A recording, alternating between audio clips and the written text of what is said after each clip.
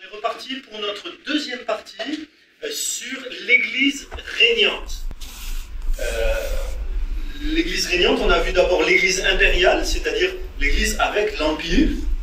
Mais il va se passer, et ça c'est pas de l'histoire de l'Église, c'est de l'histoire tout court, il va se passer une chose, c'est que l'Empire va être détruit.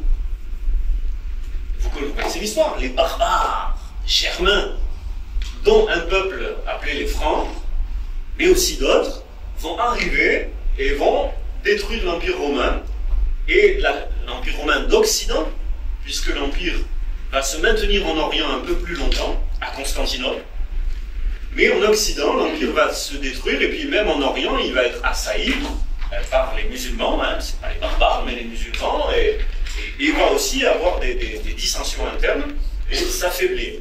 Donc, on bascule dans un deuxième temps sous cette Église régnante, qu'on appelle le Moyen-Âge, qui est avec ce premier aspect concernant l'Église, c'est que l'Église va survivre à l'Empire et établir son propre système social.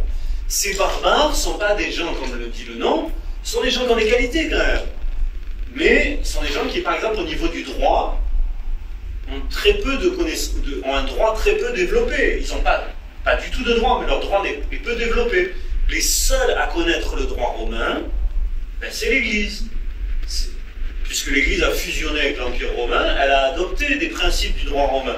Et donc, parmi ces moines dont on parlait, il y a des gens qui sont des juristes, des spécialistes du droit, et qui du coup vont en profiter pour établir une nouvelle société, une société qui est après l'Empire romain, mais qui va porter des valeurs de l'Empire romain, de la culture grecque, qui va adopter la culture barbare, germaine,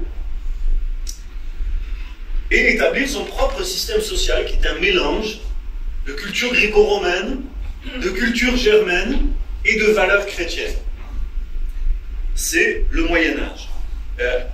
On va passer la vidéo, là maintenant, j'actionne la vidéo, excusez-moi. Une petite vidéo sur le Moyen-Âge. C'est ici. Tac, normalement.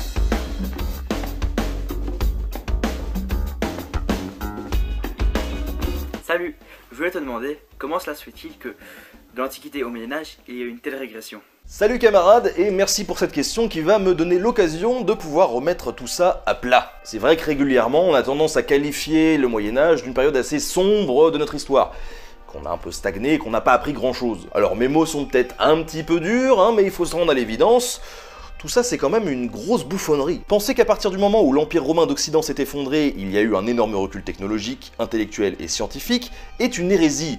Et ça, on le doit principalement à des mouvements de pensée issus de la Renaissance qui cherchaient un nouveau souffle et une nouvelle légitimité. Par exemple, le fait que le Moyen-Âge soit une période fortement liée au monde religieux suffit à certains penseurs pour discréditer les avancées réalisées durant la même période, car ce qui est dirigé par Dieu ne peut être rationnel. Bon, je caricature un peu, mais on n'est pas loin de la vérité, hein. Cette fausse idée d'un Moyen-Âge obscur a été forgée après qu'il ait eu lieu, et c'est seulement depuis le 19e siècle que l'on tente de réhabiliter son image. Alors certes, dans le domaine scientifique, les progrès ne furent pas flagrants en Occident, mais si on jette un coup d'œil en Orient, il y a eu de très grandes avancées tout de même. Les territoires du Nord, scandinaves en tête de liste, ont eu un rayonnement commercial et culturel de très grande ampleur qui laisse aujourd'hui encore ses marques dans nos sociétés modernes. Si certains savoirs ont pu disparaître sur notre territoire, d'autres ont été préservés et même enrichis. On assiste ainsi à la création des universités à partir du XIIIe siècle en France, notamment vers Montpellier. Et ça, bah, c'est pas rien, hein. De nombreuses inventions incontournables ont été créées durant le Moyen-Âge. Le papier, les lunettes ou encore le savon n'en sont que quelques témoignages,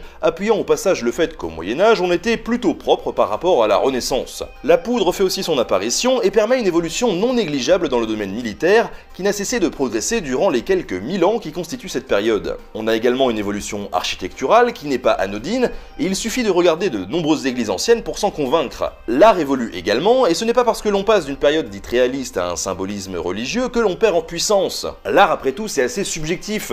Est-ce que de passer d'un trait plutôt réaliste à un trait plus grossier mais symbolique, c'est un recul? Alors vous avez compris la pensée principale. Si on y arrive, on remet la fin. Mais la pensée principale, elle est très simple. C'est que on a caricaturé le Moyen-Âge en voulant en faire une époque de ténèbres, de gens pas civilisés, qui n'ont rien fait, une période de décadence. Pourquoi? Et quand on est sorti du Moyen-Âge, on a dit nous on est les meilleurs et avant ils ne comprenaient rien. Sauf que plus il y a eu des historiens pour se pencher sur le Moyen-Âge, plus les historiens ont dit ok, il y a eu des choses qui n'étaient pas forcément bonnes, on va en parler, mais tout n'était pas mauvais au Moyen-Âge. C'était ça la pensée principale. Par exemple la propreté, c'est intéressant. C'est un détail, mais c'est un... Ah, ils étaient plus propres au Moyen-Âge qu'après la Renaissance. Un recul. Ça, c'est une vraie question. Vas-y. Si ça marche, Pour la peinture,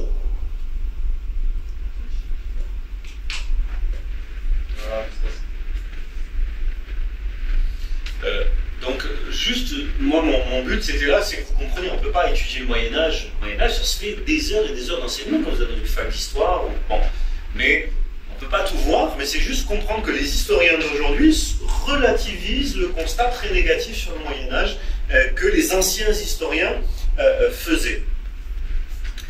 Dans cette période, par exemple, là aussi, ça fait partie des choses qu'on connaît, mais c'est quand même dans cette période qu'un certain Charlemagne va inventer l'école. Voilà. Bon, c'est une anecdote pour dire, malgré tout, autrefois, il y avait des profs et des élèves, mais c'était les hyper riches, une élite, une petite minorité de gens privilégiés.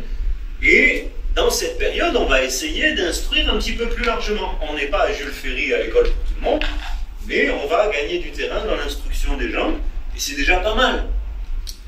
Une des grandes querelles de cette période, c'est celle de la langue qu'il faut utiliser. Puisque l'Empire règne dans la période précédente, mais puisque c'est plus l'Empire, mais c'est l'Église de Rome qui domine l'Occident. En Occident, on fait partie de Charlemagne, on se pose la question, est-ce qu'il faut laisser les gens parler leur langue ou est-ce qu'il faut leur imposer le latin? Eh bien, ils ont choisi. Ils vont imposer le latin partout. En tout cas, à l'école, ce sera en latin. Les cultes à l'église, ce sera en latin. Ce qui fait qu'on en arrive, non seulement tout le monde n'est pas né de nouveau dans l'église, elles ne sont pas toujours dirigées par des pasteurs qui ont le feu, mais des fois des gens qui cherchent le pouvoir. Mais en plus, maintenant, on va à l'église et on ne comprend rien de ce qui se dit. Parce que tout le monde ne parle pas le latin, il y a que ceux qui sont instruits qui parlent le latin. Donc on ne sait pas lire, pour les masses, et en plus, on ne comprend rien à la langue qui est parlée dans l'église. Mais c'est la langue des savants, c'est la langue sacrée. Ça devient la langue sacrée des chrétiens, le latin, en Occident. Hein. En Orient, c'est différent, il y a des conflits. Ah, et donc à Constantinople, et en fait, Constantinople, là je vois sur ma feuille, l'Empire d'Orient avec Constantinople va se maintenir jusqu'en 1453. Donc, vous voyez, il y a quand même deux réalités. D'un côté, l'Empire se détruit et les barbares arrivent en Occident, ici, et puis en Orient, l'Empire se maintient, avec des conflits avec les musulmans, etc. Mais des guerres aussi, mais l'Empire se maintient, et eux, eh ben, ils vont s'excommunier mutuellement avec les papes. Donc l'évêque de Constantinople et l'évêque de Rome, ils vont se quereller sur cette question de la langue, parce qu'à Constantinople, on ne veut pas que le latin s'impose partout, puisque ce n'est pas la langue de Constantinople, vous comprenez? Donc il y a des querelles de pouvoir qui se continuent autour des langues, autour de certaines doctrines. Un des grands... On est bon ou on laisse tomber la vidéo? On peut mettre dans le coin. Allez, on va voir si on la récupère. Tout c'est assez subjectif. Est-ce que de passer d'un trait plutôt réaliste à un trait plus grossier mais symbolique, c'est un recul?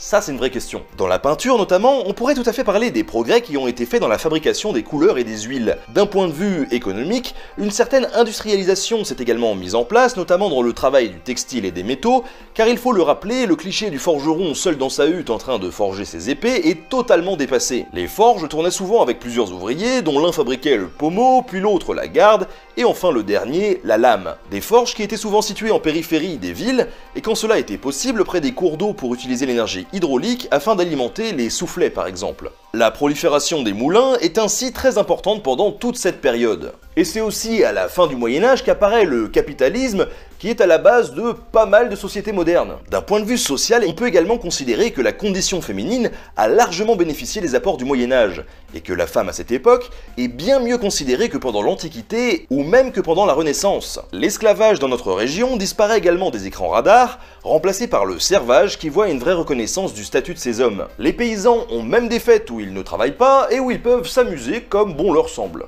Il faut attendre la découverte de nouveaux continents et de nouvelles richesses pour assister au grand retour de l'esclavage, ce qui est en soi, d'après les critères de notre société moderne, une régression sur les droits de l'homme. On peut également renchérir avec le fait que c'est au Moyen-Âge qu'une sorte d'Europe peut naître, avec un pouvoir pontifical fort qui tente de faire prospérer la paix chez ses fidèles, soit une bonne partie de l'Occident. Il ne s'agit pas de nier les désastres qui ont pu secouer cette période de notre histoire, car les guerres violentes comme la guerre de 100 ans ou les grandes épidémies qui ont frappé les populations sont tout à fait réelles, mais c'est sans aucun doute une période qui est très loin d'être noire et décadente comme on l'a décrit souvent, contrairement à la Renaissance, qui a vu une bonne partie de l'Inquisition et donc des bûchers pour cramer des sorcières. Pour une période censée nous éclairer, on aurait préféré un autre combustible, pour sûr. Voilà camarades, j'espère que la mise au point te convient.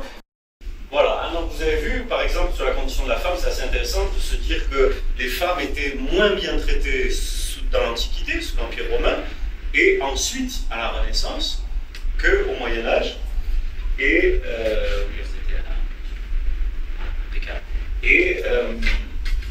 au niveau de l'esclavage, moi je trouve que peut-être c'est encore le plus fort, c'est la dimension de l'esclavage. Le système social chrétien qui s'est imposé en Europe à ce moment-là a aboli l'esclavage, de fait, pas en l'interdisant, mais en transformant. Alors, les anciens esclaves sont devenus des serfs, il n'y avait pas égalité, c'est clair, mais on n'était plus dans le système de l'esclavage que vous connaissez les Romains, avec droit de vie et de mort sur l'esclave, comme s'il était un objet. On reconnaît toute personne comme un être humain, malgré tout, même s'il y a toujours des supérieurs et des inférieurs sur le plan social. Et l'esclavage va revenir après le Moyen-Âge, justement la Renaissance et les Lumières. Ces fameuses Lumières qui sont soi-disant extraordinaires pour l'époque moderne, c'est quand même eux qui vont favoriser l'esclavage à grande échelle.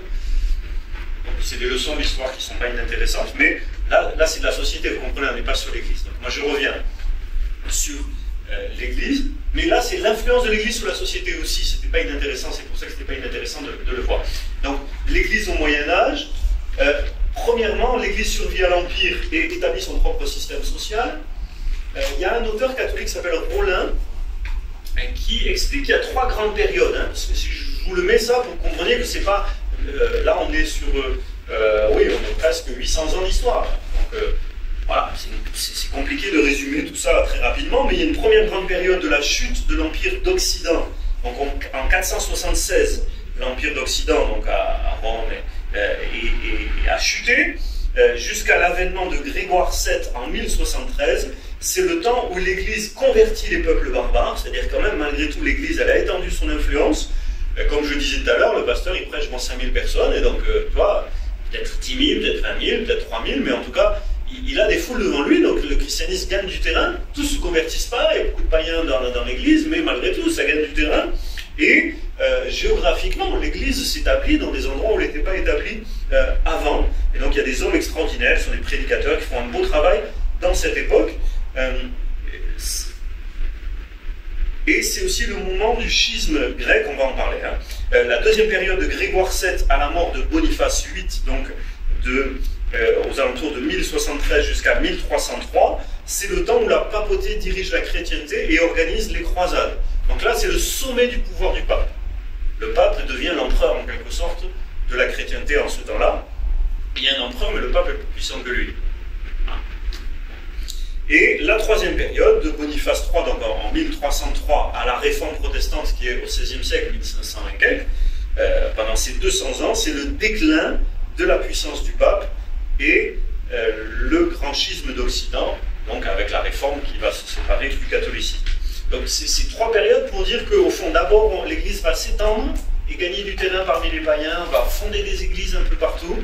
Ça se mélange avec le pouvoir, mais l'Église est encore active. On arrive deuxième temps, le pape domine vraiment la chrétienté.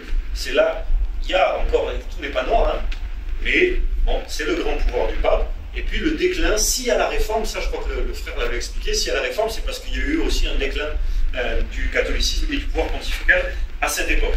Alors, la suite pour avancer. J'ai une question. Oui.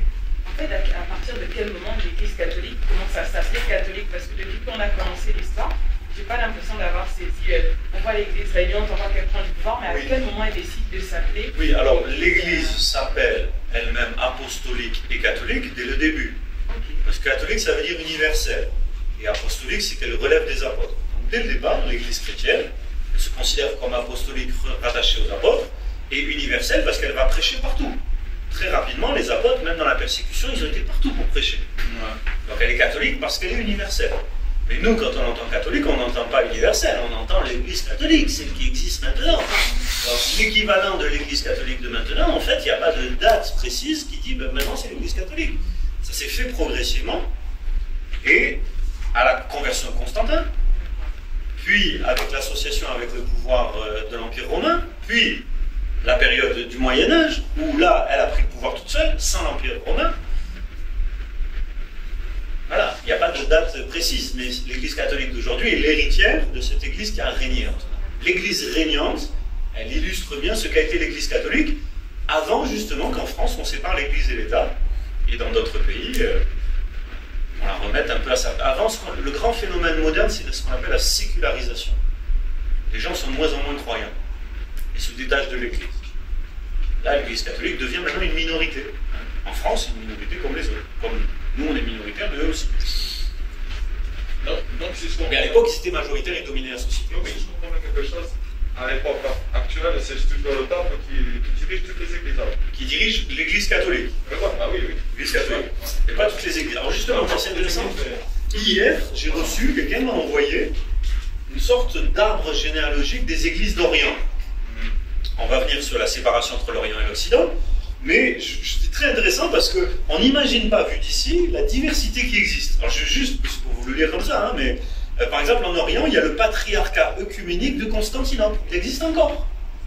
Donc, avec un patriarcat, c'est-à-dire que c'est une sorte de pape de Constantinople. Mais c'est pas le pape, c'est le pape qui est issu de Rome, mais vous voyez, c'est pareil, c'est le grand évêque de Constantinople qui dirige des églises dans tout l'Orient à partir de Constantinople. Patriarcat œcuménique de Constantinople. L'église grecque orthodoxe d'Alexandrie. Alors, ça, c'est des mouvements différents, avec des chefs différents, des organisations différentes, des petites nuances au niveau de la doctrine. L'église grecque melkite orthodoxe. L'église grecque melkite catholique. L'église grecque orthodoxe de Jérusalem. Le patriarcat latin de Jérusalem. L'église catholique romaine, la plus connue. Mais il y a aussi toutes les autres. Hein. Il y a l'église maronite, l'église syriaque orthodoxe, l'église syriaque catholique, le patriarcat arménien de Jérusalem, l'église arménienne apostolique, l'église arménienne de Constantinople, l'église arménienne apostolique de Sis, l'église arménienne apostolique de Sis catholique, l'église copte orthodoxe, l'église copte catholique, l'église syro-malankare catholique, l'église syro-malankare orthodoxe, l'église syro-malabar catholique, l'église assyrienne et l'église chaldéenne catholique. Et tous ceux-là ne sont pas rattachés au pape, sauf l'église romaine. Il n'y a que l'église romaine qui est rattachée au pape. Tous ceux-là sont des catholiques ou des orthodoxes d'Orient, indépendants les uns des autres, avec des nuances dans la doctrine et dans l'organisation des hiérarchies différentes. Donc il y a une grande diversité aujourd'hui qui est le fruit de cette histoire. Là-dedans, peut-être ce qui est important, et c'est ce que j'allais voir maintenant, c'est la séparation de l'Orient et de l'Occident. Comment ça s'est fait? Pourquoi on a aujourd'hui, grosso modo, les catholiques et les orthodoxes? Avec une diversité catholique, parce qu'il y a les catholiques qui sont rattachés à Rome, et les catholiques indépendants de Rome. Et puis une diversité d'orthodoxes, puisque les orthodoxes grecs, russes, et tous ceux qu'on a dit là, arméniens et autres maronites. Donc comment s'est passée la séparation? La séparation s'est faite d'abord progressivement sur une base de querelles de pouvoir, dont j'ai parlé tout à l'heure, de différences culturelles. Quand on est en Orient ou en Occident, on pense différemment. Même la façon de penser est différente. Bon, voilà, il y a des frères qui sont de l'Afrique, il y a un mode de pensée en Afrique, il y a un mode de pensée en Europe, il y a un mode de pensée en Amérique, on le sait très bien, et même si vous voulez, de la France et de l'Allemagne, on sait qu'on est différents, déjà rien qu'en Europe. Donc, entre l'Occident et l'Orient, il y a des modes de pensée complètement différents. Donc il y a un écart culturel dans la manière de penser, une distance culturelle. En plus, il y a des querelles de pouvoir, donc ils se sont distingués sur la question des langues, sur la domination sur des territoires.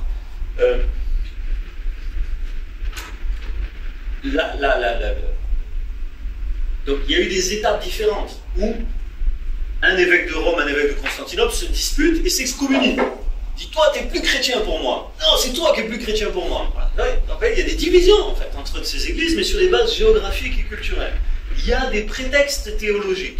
Alors, le grand prétexte théologique, il y a d'autres nuances entre catholiques et orthodoxes, mais le grand prétexte théologique qui les a séparés, c'est ce qu'on appelle le filioque. Alors filioque, je retrouve filioque. F-I-L-I-O-Q-U-E. Filioque. Et c'est très simple. La querelle, elle est théologique et elle est appuyée sur le fait que le Saint-Esprit, est-ce qu'il procède du Père ou est-ce qu'il procède du Père et du Fils? Vous vous rendez compte? C'est sur ça, théologiquement, qu'ils sont séparés. Mais ça, pour moi, c'est un prétexte. Alors, je vous l'explique rapidement. Ça veut dire quoi? Ça veut dire que les orthodoxes pensent que le Saint-Esprit ne procède que du Père. C'est le Père qui donne le Saint-Esprit. Et qui donne naissance au Saint-Esprit. Les catholiques considèrent que le Saint-Esprit vient du Père et du Fils. Et sur ça, ils se sont disputés.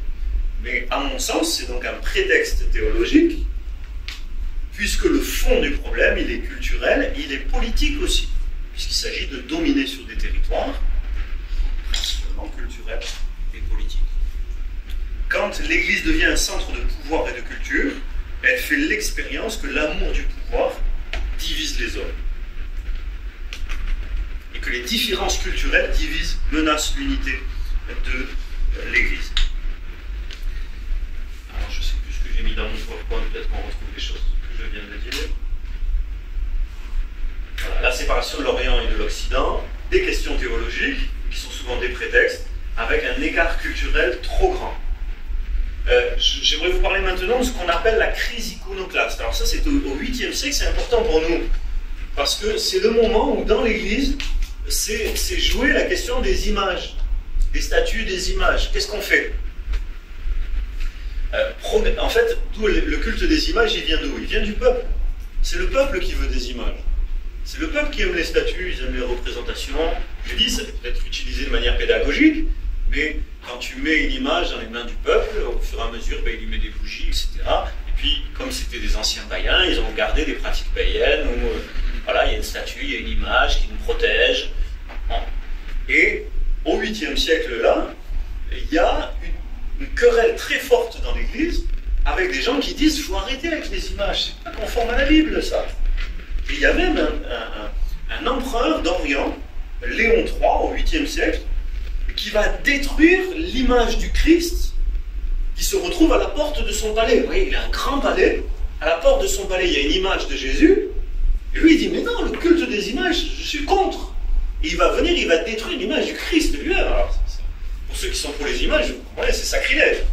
Et donc, ça va faire un conflit énorme. Et lui, il veut purifier la religion populaire, mais il va avoir des conflits avec d'autres chrétiens qui vont dire, mais non, tu ne peux pas détruire une image du Christ, quand même, c'est sacré, une image du Christ. Le débat. Des moines, notamment, vont défendre le culte des images à vocation pédagogique. On va, dans cette période, se mettre à prier des grands chrétiens décédés et faire des images d'eux, en souvenir de ce qu'ils ont été. Mais on va les prier, on prie les morts, hein, quand même. Même si des grands chrétiens, même s'ils vivent auprès de Dieu, humainement, ils sont morts. Et dans l'Église, le culte des images, culte des morts, saints. C'est dans cette période, avec des conflits énormes, mais finalement, il va y avoir un concile qui va trancher en 787, qui va dire on peut vénérer les images. Et encore aujourd'hui, la doctrine officielle, qu'elle soit catholique ou orthodoxe, c'est qu'on ne les adore pas, les images, mais on les vénère. C'est quoi la différence? Alors, vénération, c'est, quand j'ai discuté une fois avec quelqu'un, je dis ok, vous les vénérez. C'est-à-dire qu'en fait, c'est pas l'image qui vénère, c'est la personne qui est représentée par l'image. Et l'image est le support de, comme quand tu vas au cimetière, tu mets des fleurs pour quelqu'un qui est mort, tu rends hommage à sa mémoire. Pour eux, théoriquement, c'est ça l'image. C'est, on se souvient de symbole, on se souvient de symbole, on a une image de symbole, et on vénère symbole, sa mémoire, au travers de l'image.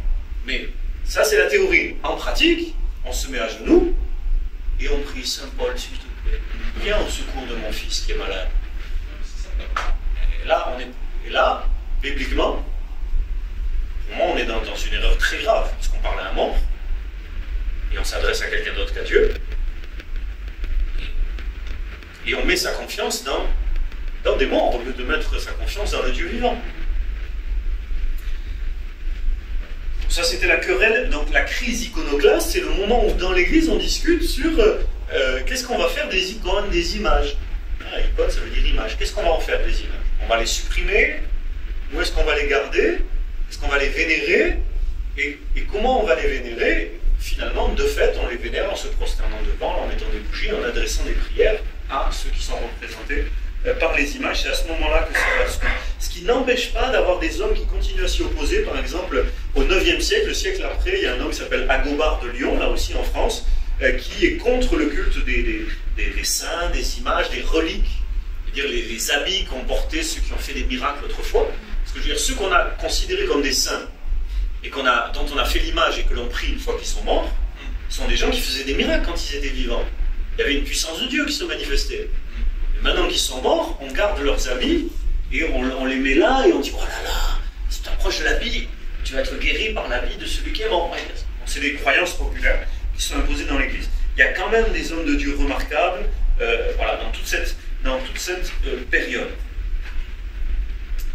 Il y a ce qu'on pourrait appeler, je pense que je l'ai mis là, une paganisation de l'Église, ou une germanisation, donc l'influence des païens, l'influence de la culture germaine, qui est aussi idolâtre, quoi, hein, qui est aussi idolâtre. Avec des compromis. Par exemple, une des grosses questions qui s'est posée dans cette période, c'est on arrête les cultes païens. Allez, les cultes à Jupiter, c'est fini. Qu'est-ce qu'on fait du temple de Jupiter? On le détruit, ou on le garde, et on en fait le culte de Jésus dans le temple de Jupiter. C'est intéressant. Qu'est-ce qu'on fait? Quand même, il est là, le bâtiment. C'est idiot de le détruire. Ils en ont détruit plein, des temples. Hein. Mais il y en a d'autres qui ne sont pas détruits. Qu'est-ce qu'on fait? On les utilise. Et alors, donc si tu utilises le temple de Jupiter, il y a plein de trucs dans le temple de Jupiter. Est-ce que tu enlèves tout? Plein de symboles, il y a plein de... Oui, des trucs païens, il y a des symboles, il y a des trucs. Qu'est-ce qu'on fait? Qu'est-ce qu'on garde? Qu'est-ce qu'on enlève? Alors, ben, on enlève la statue de Jupiter et à la place, on met la statue de Marie. Bien. Et il y a des formes de compromis comme ça qui sont faits. Plus on s'éloigne de la Bible, bien sûr, et plus les superstitions se mélangent avec la foi chrétienne. Je pense que vous comprenez, je ne vais pas être long sur tout ça. L'Église structure toute la société, influence toute la société de l'époque et apporte ses vertus. Donc là, c'est ce qui soulignait. Par exemple, les guerres, il y a beaucoup moins de guerres. On croit en le Moyen-Âge et les guerres et tout. Mais en fait, il y a des guerres. Et malheureusement, les chrétiens font la guerre aussi. Mais il y a beaucoup moins de guerres dans cette période qu'avec les Romains. Les Romains, ils étaient tout le temps en guerre. Les Romains, c'était un mode de vie de faire la guerre. Un homme, un vrai, il fait la guerre. Alors que dans la vision chrétienne, il faut faire la guerre pour défendre l'empire chrétien. Hein, voilà, le christianisme, la chrétienté qui s'est établie. Mais on n'est pas favorable à la guerre. Par exemple, une chose que fait l'Église, c'est qu'elle établit des jours où on n'a pas le droit de faire la guerre. Et on en vient à avoir la moitié de l'année où il est interdit de faire la guerre. Donc ça change quand même la vie. Des hommes qui passaient leur vie à faire la guerre, tout à coup, la moitié de l'année, t'as pas le droit de faire la guerre parce que c'est Pâques, c'est Pentecôte, c'est l'Ascension, c'est... Vous voyez, c'est toutes les fêtes possibles et imaginables, les Noëls, les trucs, les 40 jours avant Noël, 40 jours avant Pâques, on fait pas la guerre au moment-là. Et donc ça pacifie la société quand même. Par exemple, quand on avait un esclave qui avait des enfants, souvent on séparait les enfants de leurs parents esclaves. C'était une pratique courante de la société germaine, dans la paganisation. C'est des pratiques... bon, le christianisme, il va dire, écoutez, quand même, on va plus séparer les enfants de leurs parents, même s'ils sont... Ouais, voilà. Pour dire qu'il y a des progrès qui sont faits dans cette période, sur le plan social, mais en même temps des dérives sur le plan spirituel. C'est un mélange, c'était ça un peu que je voulais exprimer sur le Moyen-Âge, c'est ce mélange de progrès et de dérives par ailleurs. Donc la papauté va arriver au sommet de sa puissance, on l'a dit, entre le XIe et le XIIIe siècle, avec une apogée à ce qu'on appelle le concile de Latran, en 1215, où plusieurs vont s'opposer au pape. Par exemple, la France a toujours fait partie de ces pays qui disent « Oh, oh, oh, oh !» quand même, hein, la France, mais l'Angleterre aussi, l'Allemagne. Le pape est à Rome, l'Angleterre, l'Allemagne, la France, grands opposants. Et là, au Concile de Latran, le pape impose ses décisions, impose le célibat des prêtres. À ce moment-là, tous les prêtres sont obligés, donc vous aviez une liste hein, des rives au fur et à mesure, mais par exemple, c'est à ce moment-là le célibat des prêtres.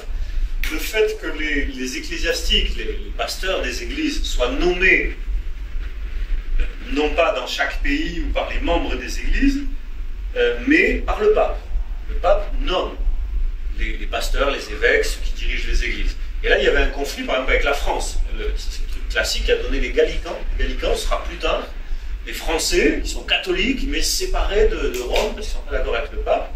Et notamment, une chose qui a séparé les Français sur lequel il y a une querelle, c'est qui nomme les pasteurs, les évêques.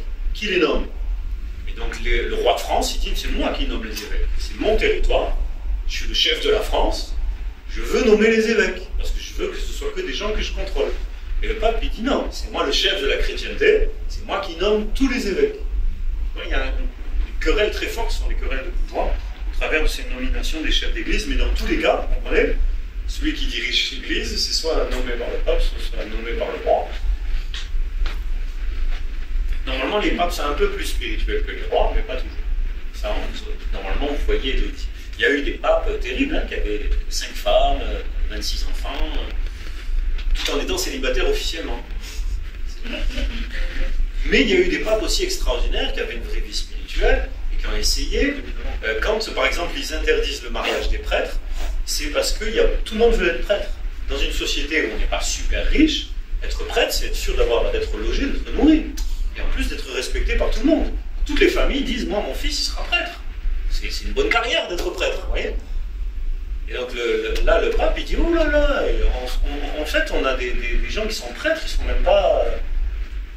ils n'ont aucun intérêt pour le Christ, pour la foi. Donc lui, il dit, on va leur imposer le célibat, comme ça. Bon, les gens qui viennent là juste par intérêt, on sait ce qui se passe. Ça fait partie des... je résume, bien sûr, mais ça fait partie des conflits. Dans cette période se développent les cathédrales, les grandes cathédrales, les beaux bâtiments, l'art roman, l'art gothique, les ordres religieux franciscains, dominicains, templiers, cisterciens, etc. Toute une dimension intellectuelle pendant le Moyen-Âge aussi va se développer, le retour de la culture antique, c'est-à-dire de la chute de l'Empire romain jusqu'à cette période-là de l'apogée de la papauté. On a un peu laissé tomber les auteurs antiques, les auteurs grecs, Platon, Aristote, on les étudie plus du tout. Ils vont nous revenir via les Arabes, c'est les Arabes qui vont les ramener en Occident, et on va se remettre à étudier la philosophie lors des grands hommes, qui sont des grands intellectuels, mais aussi des hommes pieux, comme Bernard de Clairvaux ou Thomas d'Aquin.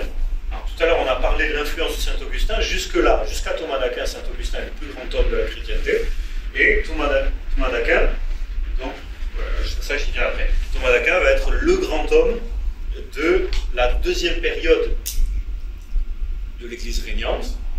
Thomas d'Aquin, ce qu'il a écrit, c'est des livres de ce mur à ce mur-là. Vous voyez ? C'est un intellectuel extraordinaire, Thomas d'Aquin. Encore aujourd'hui, il y a des centaines, des milliers d'hommes dans le monde qui étudient ce que Thomas d'Aquin a écrit. C'est un homme assez extraordinaire. Et pas que des choses idiotes. Beaucoup de choses très justes. Bien qu'il ait aussi, comme Augustin, il ait défendu les déviances catholiques qu'on connaît et qu'on déplore aussi aujourd'hui. Sur les aspects les plus sombres de cette période, il y a deux choses qui sont très connues, mais je vais en parler là rapidement. Outre les compromis, mais avec des qualités et des défauts qui se mêlent, les croisades. Les croisades qui vont être des campagnes militaires. Le prétexte, tout à l'heure je l'ai dit, ça c'est très important, c'est une clé de l'histoire. Dans l'histoire, on instrumentalise. Il y a instrumentalisation, c'est-à-dire on utilise la religion comme une source de motivation pour les foules. Les gens sont motivés. Donc qu'est-ce qu'on dit pour les croisades? En fait, quel est le but premier des croisades? Et qu'est-ce qu'on dit aux gens pour qu'ils s'y participent? Le but premier, c'est de rétablir la route entre l'Occident et l'Orient. L'islam est là, domine une partie de l'Orient, Constantinople est toujours chrétien, il y a toujours des centres chrétiens, l'islam n'a pas tout conquis en Orient, il y a un conflit entre les chrétiens et les musulmans en Orient, mais en Occident, Rome, la France, l'Angleterre, l'Allemagne qui deviennent des puissances, voilà, nos pays deviennent puissants à ce moment-là, on n'a plus de route vers l'Orient. Donc plus de route vers l'Orient, il n'y a pas d'épices, des épices pour manger, de l'or, des vêtements luxueux, ça se produit en Orient les vêtements luxueux. Il y a des savoir-faire, des choses. Voilà, l'accès à l'Orient est très important économiquement. L'Occident est en train de s'appauvrir parce qu'il n'a plus accès aux richesses de l'Orient. Donc les croisades, la motivation profonde, c'est faire une route pour qu'on puisse continuer à faire du commerce entre l'Orient et l'Occident pour que l'Occident soit riche. C'est un enjeu économique. Pour ne pas s'appauvrir, il faut qu'il y ait une route qui soit libre. Or, les routes, avec l'Empire romain, on circulait partout. Mais après l'Empire romain, les routes commençaient à être coupées, et de plus en plus avec l'islam qui coupe les routes, qui empêche les échanges entre l'Occident et l'Orient. Ok, vous êtes clair? Ça, c'est la raison principale des croisades. Mais la motivation qui va soulever les foules, quand les rois partent en croisade, ou quand le pape part en croisade, le pape aussi, c'est un roi là où il est riche, il veut des richesses, les échanges avec l'Orient. Qu'est-ce qu'il va utiliser comme prétexte? Il va dire, on va libérer Jérusalem des Sarrasins, des musulmans. Donc, le grand prétexte, c'est Jérusalem, ville sainte, quand même, Jérusalem, c'est la ville de la Bible, etc. Et on va libérer Jérusalem de ces musulmans qui ont pris le pouvoir à Jérusalem. Et donc, on part de l'Occident et on fait la route. Et sur toute la route, on établit des bases chrétiennes jusqu'à Jérusalem pour que finalement toute la route soit rétablie. On soulève les foules pour un prétexte religieux, alors que les motivations sont profondément économiques. Ce modèle-là des croisades, on peut leur jeter la pierre, tout ce qu'on veut, mais dans l'histoire, c'est souvent comme ça. Et aujourd'hui encore, par exemple, je donne des exemples, ça c'est des informations missionnaires aujourd'hui. Aujourd'hui, au Nigeria, du Nord, Nigeria, on a des islamistes, intégristes, qui viennent spolier, voler les terres de paysans chrétiens. Mais c'est quoi leur motivation? Leur motivation, c'est qu'ils veulent les richesses. La terre, c'est à manger. C'est des richesses, la terre. Hein. Aujourd'hui, on a oublié, mais la terre, c'est des richesses pour les pays d'Afrique encore aujourd'hui, comme ça a toujours été de tout temps. Et donc, pourquoi ils viennent voler ces paysans? Pour la richesse. Mais le prétexte qui les motive, c'est la charia. On utilise la religion comme un prétexte, alors que la motivation profonde, elle est économique. On vole les richesses des chrétiens. Mais on dit que c'est pour des raisons religieuses. Bon, c'est pour donner un exemple, ça a toujours été. On instrumentalise la religion. Et là, c'est attention. Toutefois, à un moment donné, elle peut être utilisée. Au Brésil, les hommes de pouvoir, puisqu'il y a 20, 30, 40% de chrétiens évangéliques au Brésil, les hommes de pouvoir qui veulent du pouvoir, ils vont parler de Dieu, ils vont dénoncer l'avortement, ils vont prendre des positions éthiques chrétiennes, mais parce qu'ils savent qu'elles sont populaires. Eux, ce qu'ils veulent, c'est des votes, de gagner du pouvoir, mais ils vont instrumentaliser, utiliser des prétextes religieux pour obtenir des voix. Nous, on est trop minoritaires, donc en France, on n'a pas ça. Mais dès que vous avez une société où il y a beaucoup de chrétiens, vous avez des gens qui vont utiliser les valeurs religieuses pour s'attirer du pouvoir, de l'argent. C'était sur les croisades. Pire encore que les croisades, donc, qui sont une trahison terrible. Jésus n'a jamais fait la guerre. Jésus lui-même, quand on l'a agressé, quand on l'a crucifié, il ne s'est même pas défendu. Il a préféré la mort que la violence. Et on est là, avec les croisades, face à des gens qui se réclament de Jésus, qui mettent une croix sur leur drapeau, et qui deviennent violents au nom du Christ. C'est terrible. On a une inversion des valeurs qui est terrible. Aujourd'hui encore, il y a un regard négatif sur les chrétiens en France, à cause de ces croisades qui ont laissé des traces terribles. Pire que les croisades, à mon sens, l'Inquisition. Donc l'Inquisition, c'est la suite de cette fusion entre le politique et le religieux qui fait le christianisme prétend régner sur toute la société, mais l'Inquisition, c'est la suite de ça, en pire, puisque on va vouloir défendre la vérité par tous les moyens possibles, y compris la torture. Par exemple, si je te soupçonne d'être hérétique, tu dis « Ah non, moi je suis pas hérétique, moi je crois en Jésus, je crois au pape, je suis vraiment un bon catholique », Alors je te torture jusqu'à ce que tu avoues que tu es un hérétique. Et donc, si vous voulez embêter quelqu'un, dans la société de l'époque, vous dites, lui c'est un hérétique. Et l'Inquisition, qui sont des gens nommés par l'Église, va venir, et va s'occuper de votre compte, vous torturer jusqu'à ce que vous avouiez que vous êtes hérétique. Avec des péchés, on vous brûle, on vous décapite. Ça fait partie de l'histoire. Moi, j'avais été avec ma femme à Carcassonne. Il y a le musée de la torture, etc. Bref, le musée de la torture. Vous avez des traces de l'Inquisition, de la torture des protestants aussi un peu plus tard. Avec une Inquisition papale, qui relève des chrétiens, du pape, et une Inquisition des rois. C'est que les rois vont faire la même chose. Il y a le pouvoir du pape, le pouvoir des rois. Il y a une Inquisition qui va être... il y a toujours comme si vous voulez, sous la Deuxième Guerre mondiale, il y avait les nazis et puis il y avait la Gestapo. Il y avait les Français zélés pour défendre le système. Vous voyez, et donc on est tous catholiques à ce moment-là et on veut tous défendre la vérité du catholicisme et on est prêt à tuer n'importe qui. S'il y a une voisine qui ne vous plaît pas à l'époque, vous dites qu'elle est sorcière, vous êtes sûr qu'elle va finir décapitée et elle ne vous embêtera plus. L'Inquisition, je schématise. Hein. Derrière, il y a des hommes pieux qui aussi croient faire ce qui est bien, défendant la vérité de Dieu. Mais il y a beaucoup de manipulation de ce système et surtout une erreur profonde, c'est que la vérité ne se défend pas par la violence. On ne le sait pas à ce moment-là, et malheureusement, on le sait. Je finis. C'est la fin pour aujourd'hui. Toi, Johnny, on va pouvoir finir à l'heure. À ton heure à toi. Ah ouais. Ouais. Donc, dans cette période, excusez-moi, j'avais oublié mon PowerPoint. Donc des hommes remarquables, si vous avez envie de noter les noms d'hommes remarquables de cette période, Ben le Vénérable, Agobard de Lyon, Siméon. Si un jour vous avez envie de regarder sur Internet, vous avez plein d'informations sur ces gens-là, qui ont été des gens remarquables dans cette période, qui ont vraiment défendu des choses spirituelles et des choses bien, malgré les choses négatives, par ailleurs, qui se sont imposées.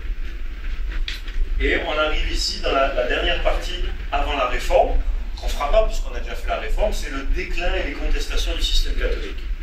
Donc tout ce système-là, il va être contesté de l'intérieur et il va décliner. D'abord, le pouvoir du pape va décliner au profit des rois, des nations qui vont s'imposer, et puis il va y avoir des contestations, y compris religieuses. Alors, on a parlé des Vaudois, de Valdo, alors deux autres hommes qui sont intéressants, Pierre de Bruyse et Henri de Lausanne, mais Pierre Valdo aussi qui se trouve là. Voilà, je vous cite juste les noms. Et alors, peut-être c'est intéressant, cet homme, Thomas à Kempis, c'est une contestation différente. Vraiment, Pierre de Bruyse et Henri de Lausanne et Pierre Valdo, c'est des gens qui reviennent à la Bible. C'est du retour à la Bible. Valdo, par exemple, c'est un homme riche, il va vendre toutes ses richesses pour faire traduire la Bible et diffuser la Bible en langage des gens. Et il va passer toute sa vie à prêcher, à donner des Bibles dans le langage des gens, à apprendre aux gens à lire pour qu'ils découvrent la parole de Dieu. Vraiment, c'est un gars extraordinaire, avant l'heure. C'était un Luther avant l'heure, sauf qu'il va être... voilà. Et de Lyon, encore une fois, des Français comme quoi la France est une belle histoire malgré tout. Alors, Thomas à Kempis, c'est encore autre chose, c'est ce qu'on appelle les mystiques. Il y a une contestation de type retour à la Bible, et une autre contestation de type, alors les mystiques, c'est pour dire une contestation de type spirituel. Même à la limite, ils sont peu contestataires. Mais dans le système catholique, ils font peu de contestation, mais ils marquent la différence. Pour eux, la foi chrétienne, c'est une relation profonde avec Jésus. Et c'est une obéissance à l'évangile, à l'enseignement de Jésus dans l'évangile.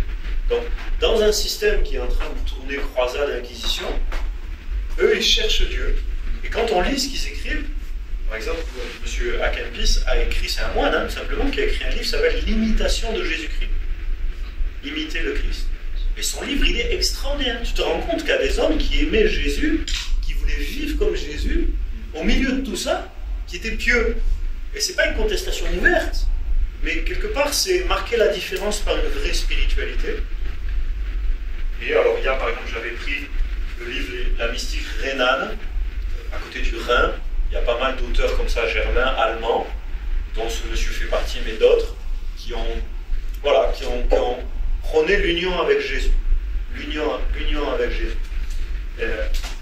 J'avais pris aussi comme livre, parce que je suis dans les livres et je finis, parce que j'ai ici le catéchisme de l'Église catholique, où vous vous avez, ils ont résumé sur un gros bouquin quand même, hein, tout ce qu'ils croient. Tout ce qu'ils croient aujourd'hui. Par exemple, ils justifient le culte des images, la primauté du pape, un certain nombre de déviances dont on a parlé, y compris les indulgences que Luther va contester, mais qui existent encore dans le catholicisme, bien qu'elles prennent une ampleur bien moins importante qu'avant, hein, c'est controversé, mais ils le justifient quand même. Et tout n'est pas mauvais dans ce qu'ils disent hein, non plus, parce qu'ils parlent bien de Jésus, de la divinité de Jésus, et des choses vraies aussi. Pareil.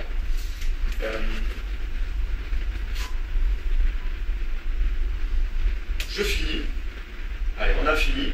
On va juste, je regarde ce que j'ai là. Tac. Ça, on en a déjà parlé, c'est juste pour les afficher. John Wycliffe, Jean Hus sont deux hommes qui ont prôné le retour à la Bible. Ça, Lionel Roland en a parlé, je ne reviens pas sur ça. Des hommes extraordinaires qui ont défendu le retour à la Bible.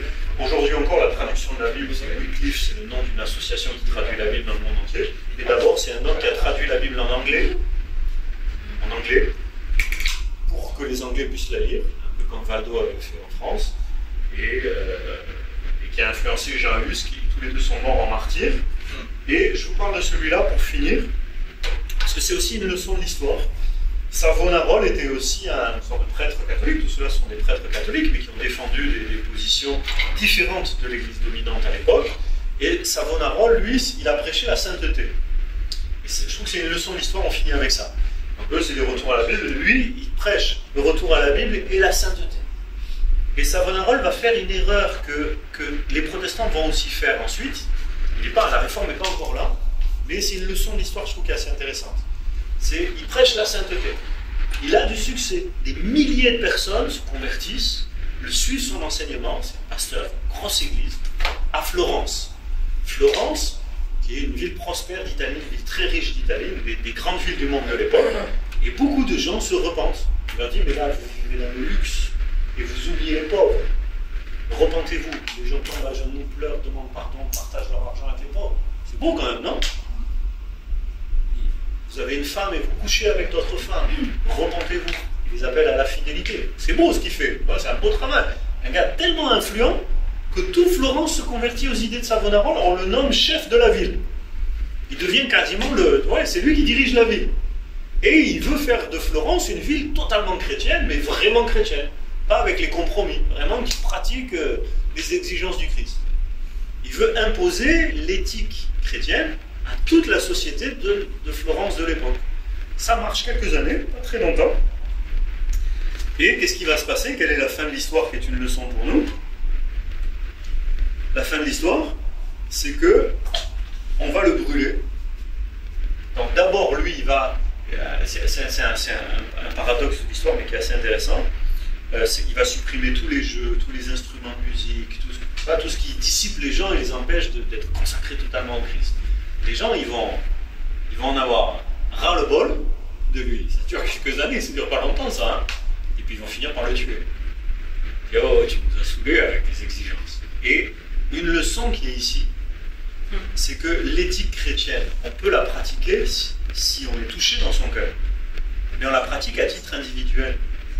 Moi je crois qu'on ne peut pas imposer à une société tout entière les exigences que Jésus a envers nous. On peut dire aux gens, il faut être fidèle à votre femme. Mais on ne peut pas mettre en prison ceux qui trompent leur femme. Mais c'est ce qu'a fait Savonarole. Vous comprenez? Ceux qui ne respectaient pas, il entendait, tac, tribunal, jugé pour adultère, prison, si ce n'était pas la mort. Les gens, ils ont craqué, ils l'ont mis à mort. Et c'est une leçon. C'est une leçon pour dire que, au fond, la foi chrétienne, avec son éthique, ses valeurs, ça se vit personnellement, mais ça ne s'impose pas aux autres. Voilà la conclusion de l'Église régnante. Elle a régné l'Église, et elle a fait cette erreur. Savonarole, de manière personnelle à Florence, a fait finalement la même erreur.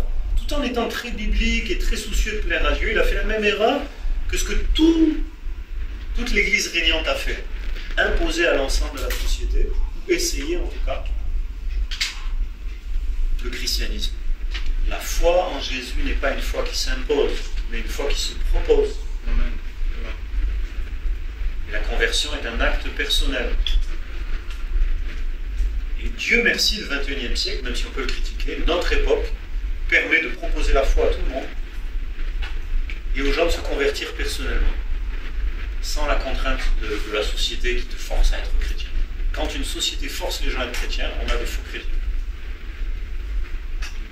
Quand on est libre d'être chrétien, on n'est pas nombreux, les gens ne s'intéressent pas à ce qu'on dit. Oui, c'est dommage, mais en même temps, on a cette possibilité d'être vraiment des disciples de Jésus et d'être la vraie église telle que la Bible l'enseigne, cette église qui est un petit troupeau de ceux qui ont choisi d'être disciples.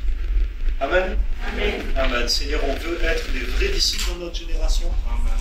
On te prie qu'on ne sombre jamais dans des manipulations, dans des querelles de pouvoir, dans des influences charnelles pour attirer des foules et se prétendre tous chrétiens. Seigneur, on prie pour une véritable action du Saint-Esprit dans les cœurs, pour des authentiques conversions, pour une France bénie dans le respect de la liberté de tous, y compris de ceux qui font n'importe quoi. Amen. Jusqu'à ton retour, Seigneur. Toi, tu instaureras ton règne sur la terre. Amen. Amen. Amen. Dieu vous bénisse. Alléluia.